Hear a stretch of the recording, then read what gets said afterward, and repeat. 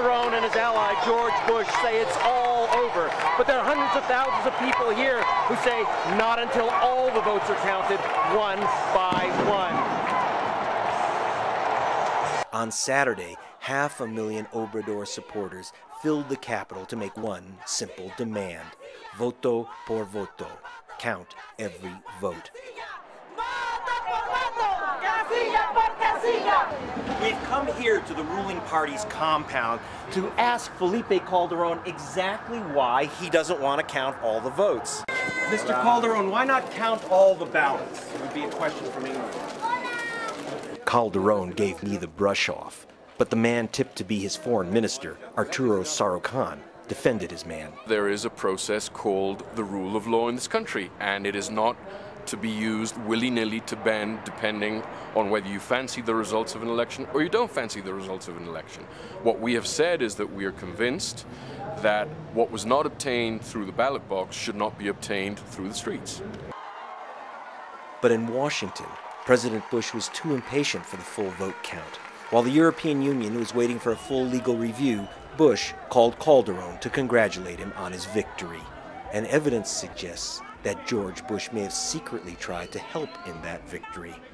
We have obtained from U.S. FBI files a copy of a secret government contract with a private firm, Choice Point, of Alpharetta, Georgia. Choice Point, you may recall, is the company that provided a list to Katherine Harris in 2000, which permitted her office to wrongly scrub thousands of African Americans from Florida voter rolls. Choice Point, this document indicates, was back in the vote list business in Mexico at the request of the Bush administration.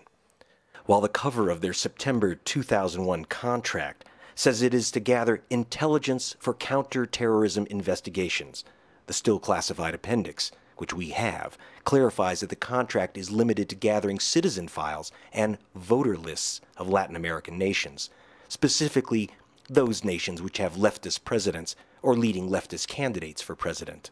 The company, we've learned, did in fact obtain the voter files of Venezuela and Mexico for the FBI.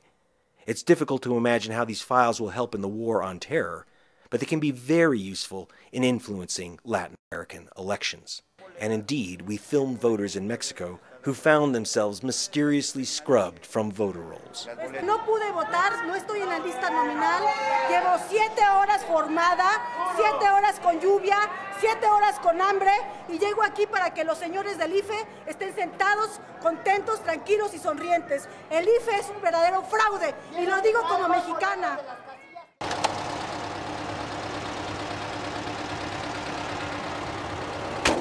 In Mexico City, I met with an Obrador supporter who discovered that, in fact, the ruling party, the PAN, had somehow got a hold of the voter files. She discovered this information after she obtained the secret passwords to the party's website from a whistleblower. We were not allowed to film her face. I can't tell you how they were using this information, but I can assure you this is illegal. This is a crime. Are you aware of the fact that a contractor for George Bush and the U.S. FBI obtained all these citizen files? Yes, Choice Point was the name of the company who got that.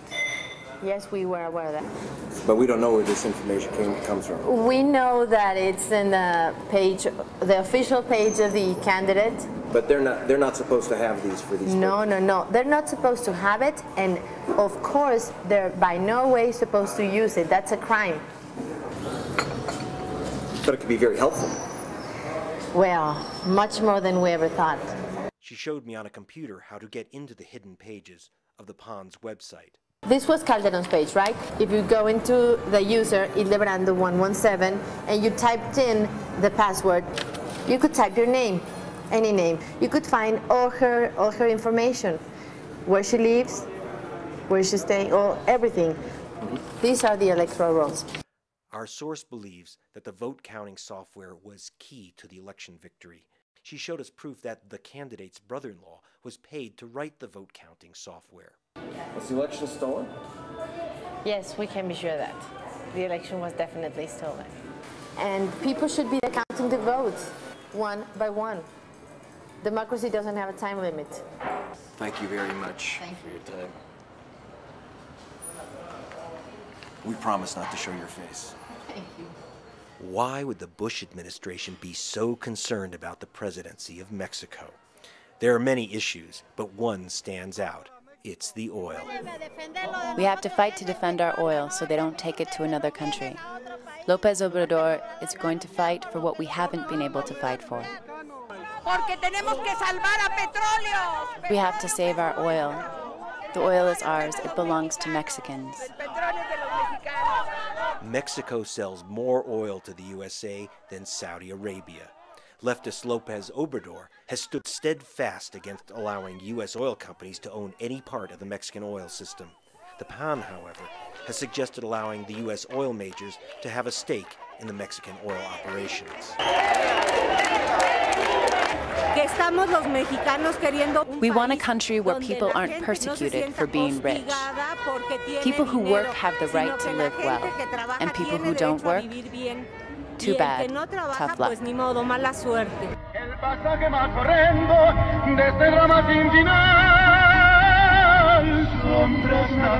This week, I hung around Mexico City, waiting for the inevitable concession speech from Obrador. In the face of ruling party intransigence over recounting the votes, he had no choice but to follow the path of Al Gore and John Kerry, concede defeat.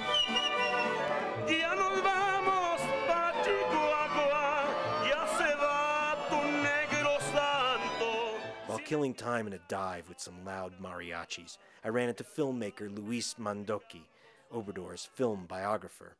Over chicken mole, he told me that Obrador was of a different character than his U.S. counterparts. The difference between AMLO and Gore or Kerry is the people. He said, if I wanted, I could stop the country tomorrow.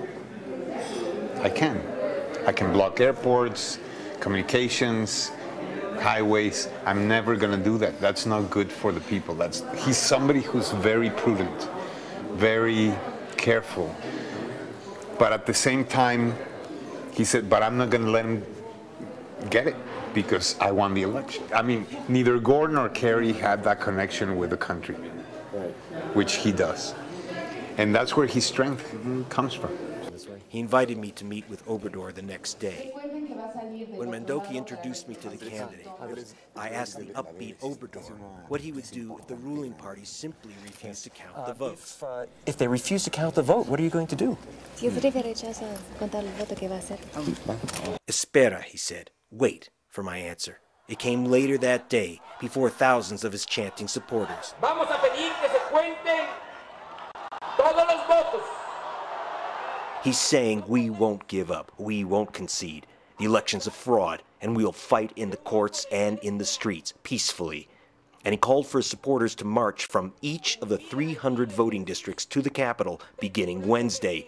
2 million are expected to arrive in Mexico City this weekend to demand a recount. They say it's not over. The fat lady hasn't sung. Not until all ballots are counted. Vote by vote. Casilla por casilla. Voto por voto. Casilla por casilla. Voto por voto.